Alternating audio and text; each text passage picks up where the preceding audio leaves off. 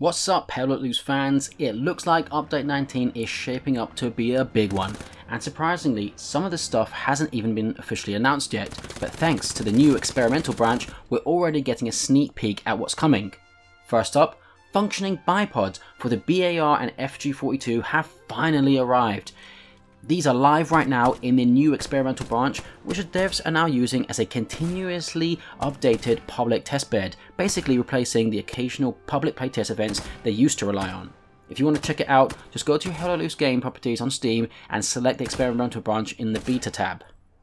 Once you're in, the US automatic rifleman and machine gunner loadouts now have a BAR equipped with a working bipod. You can deploy it by pressing F when you're next to a suitable surface. On the German side, both the automatic rifleman and the scoped FG42 variant also get fully functioning bipods. It's finally great to see bipods added to these guns. Now, it would be cool if we get select fire options for the weapons that historically had it. Maybe someday, right?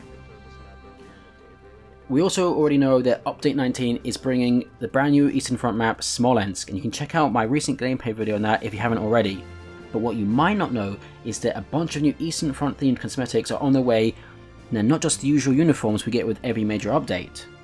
For the first time, it's the Soviet forces that are getting a tank skin, a tan and brown camouflage for the T-34 medium tank based on the 30th Guards Tank Brigade. This follows the DLC skins for the Sherman and Panzer IV that dropped with Update 18. Players who own their respective DLCs get access to a customization tool, a little wrench that lets you pick different skins for the supported vehicles.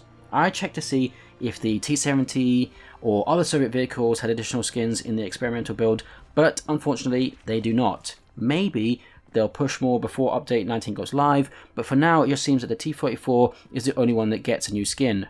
On the German side, I checked all the vehicles as well as the Panzer IV, and only the existing skin that came with Update 18 is available.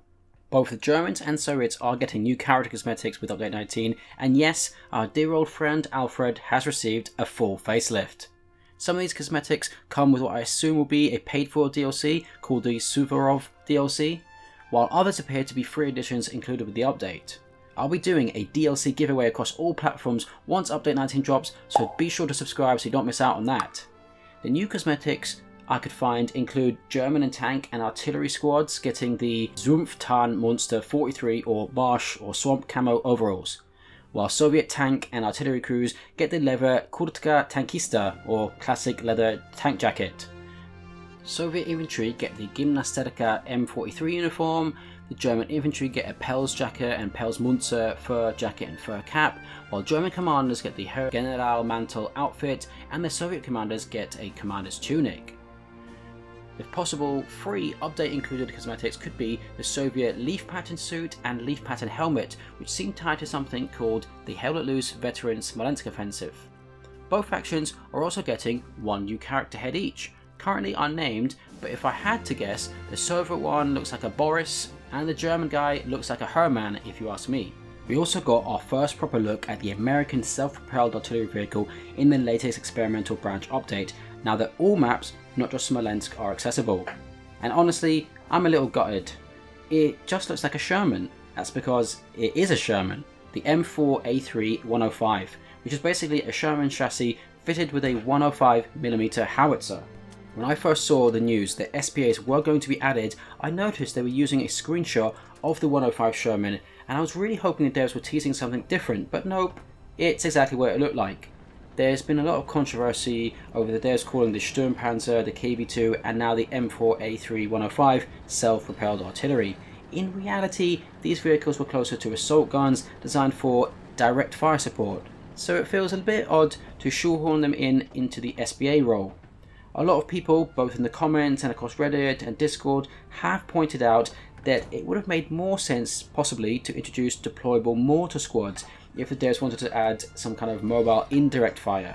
Given the size of the Hell Let Loose maps, mortars would better mimic the shorter range and arc that these so-called SPAs are being forced into. Real SPAs could fire much further than they can in the game, so if realism was their goal, mortars probably would have fit better. But again, I'm not a game designer, so I'm sure there are plenty of technical or gameplay reasons why mortars might have been more difficult to implement. Some players have also mentioned that open-top vehicles like the German Hummel or the American M7 Priest could have been potential SPA options, but these would have required fully modelled interiors, unique loading animations for all the different guns, complex firing sequences, and that workload would have skyrocketed for the devs. So they might have decided against including open-top vehicles entirely because it would have been too much work to implement. So to recap on the stuff coming with update 19, functional bipods for the BAR and FG42 are now testable in the new experimental branch. It is likely these will be coming with the next update. Smolensk is arriving in update 19, bringing a really fun urban Eastern Front map, and along with that we're getting a raft of new cosmetics for the Soviets and Germans, including a new T-34 skin, and of course self-propelled artillery vehicles are coming to the game with the next update. But you can still try them out on the experimental branch and give your feedback to the devs to help shape how exactly they are implemented. So what are you most excited about for update 19? The self-propelled guns, bipods, cosmetics, or the Smolensk map? Let me know in the comments, and of course if you enjoyed this video, don't forget to like and subscribe for more Hello Loose content.